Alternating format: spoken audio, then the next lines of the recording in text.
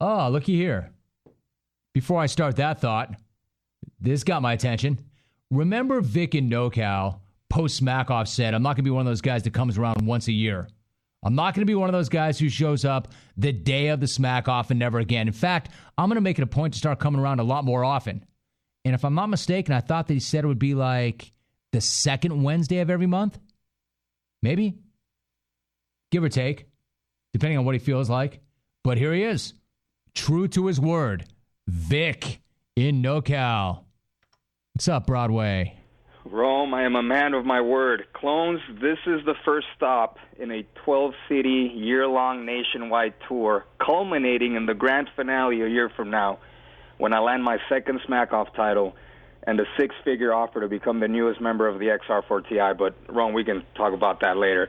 Today I'd like to talk about the FIFA World Cup, and I don't mean the soccer tournament. I mean literally the actual World Cup itself, like the trophy you get for winning. Have you seen it, Rome? It's this tiny little thing. And the men's version is even worse. You know, it looks like a little tub of golden popcorn. I mean, this is probably the most sought-after trophy in the world, and yet it looks like something you'd get for winning Best Fight Sequence at the MTV Movie Awards. I wonder if the guys from the USWNT, Hank Solo, Abe Wambach, I wonder if those dudes were disappointed when they saw the trophy they got. Hey, speaking of dominant women, Rome, I have the answer to your question, who is the most dominant athlete out there today? And it's not Ronda Rousey, it's not LeBron James, it's Serena Williams. I don't know if you know this, Rome, because it was buried all the way back in like page 14 of the sports page, but Serena just won her fourth straight Grand Slam title. Most dominant athlete today, hell, she might be the most dominant athlete of my lifetime. She's still kicking everyone's ass 16 years after her first Grand Slam. It's mind-boggling to me how little run she gets in the mainstream when she should probably be like a national treasure on the cover of every sports magazine. I guess it makes sense, though, that Serena is so underappreciated because everything else is upside down these days, man. The Warriors are NBA champs. The Royals are World Series contenders. Tiger Woods can't golf. The Clippers are the Lakers. The Lakers are the Clippers. I mean, if Jerry Buss were still around, he'd probably kill himself just so he could roll over in his grave. We got jungle emailers trying to become callers. Hey, Sarah T., you're not a caller. You're an emailer, girl. You're like Warren Sapp. You like to ask the pros. Of course, Warren Sapp likes to ask the pros for a refund, and he also likes to assault the pros. Come on, Warren, take it easy on the pros, man. They're working hard out there. We got Dwight Howard becoming a champion, a white lady becoming a black lady. I mean, come on, Rome. Who would have ever thought DeMarco Murray would be only the second most controversial spray tan of the year? We got men becoming women. I mean, it's crazy. It's like I don't even know what I'm allowed to say anymore. I mean, it's okay to make fun of Kim Kardashian's boobs, but not her stepfather's.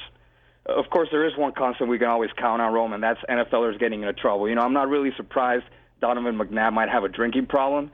He is, after all, Irish. But I was kind of disappointed in how boring the audio of his arrest was. I was hoping for like an Eddie Belfour $1 billion bribe offer, or at least a Gary Moeller, take me to jail, boys. Hey, Rome, thanks for the Vine, man. I hope you clones out there appreciate what a rarity it is for a legend like myself to call today. I mean, most Smack-Off winners, once the Smack-Off comes and goes, they're hard to find. I mean, they make themselves about as scarce as a Hillary Clinton orgasm. That's not a good call. No. You don't like that call. I don't like that call. Not a very good call. So we've got that to look forward to once a month until the next Smack-Off. As only Broadway Vic could do, just waiting for that blast that he knew would get him run at the very end of the call. Because if you run that earlier in the call, you can't make the call. All right, Vic, even that's better than nothing, I suppose. Hey, Vic made it clear. I'm not going to be that guy who shows up once a year trying to claim a prize. I will be in here, and I'll play the game for free once a month. So, 1 down, 11 to go, I suppose. Vic in NoCal. Hey, let that be a challenge to anybody else who shows up on the day of the Smack-Off, but no other day during the year. Call throughout the year. He's trying to set the table. He's trying to set it up. So by the time he's built up that momentum and he's banked enough throughout the course of the year, he could take down that title at the end of that calendar year or that jungle calendar year. All right, Vic, true to his word, he said that he would call on a Wednesday, and there he is. For better or for worse. Mostly for better in that call, but there definitely was some that was not.